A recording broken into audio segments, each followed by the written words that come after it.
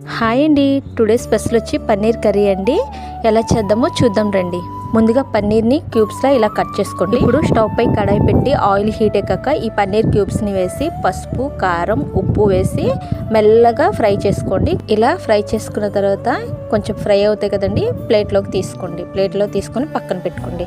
ఇప్పుడు అదే కడాయిలో బిర్యానీ స్పైసెస్ యాడ్ చేసుకోండి. అలాగే పచ్చిమిర్చి, ఆనియన్స్ వేసి శుభ్రంగా ఇలా ఫ్రై చేసుకోండి. ఇది గోల్డెన్ బ్రౌన్ కలర్ వచ్చేంత వరకు ఫ్రై చేసి అల్లం వెల్లుల్లి పేస్ట్ వేసుకొని అది కూడా పచ్చివాసన పోయేంత వరకు ఫ్రై చేసుకోండి.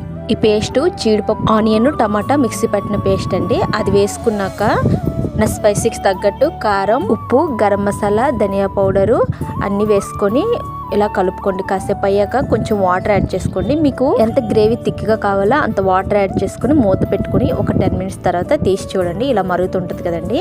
ఇప్పుడు మనం పక్కన పెట్టుకున్న పన్నీర్ ముక్కల్ని అందులో వేసి ఒకసారి మూత పెట్టి సిమ్లో పెట్టండి. సిమ్లో పెడితే ఇలాగ ఆయిల్ పైకి తేలుతుందండి. కర్రీ రెడీ అయిపోయిందండి. ఇప్పుడు కొత్తిమీర వేసి సర్వ్ చేసుకోండి. ఈ కర్రీ చాలా టేస్టీగా ఉంటుందండి. ఒకసారి తప్పకుండా ట్రై చేయండి. థ్యాంక్ యూ అండి.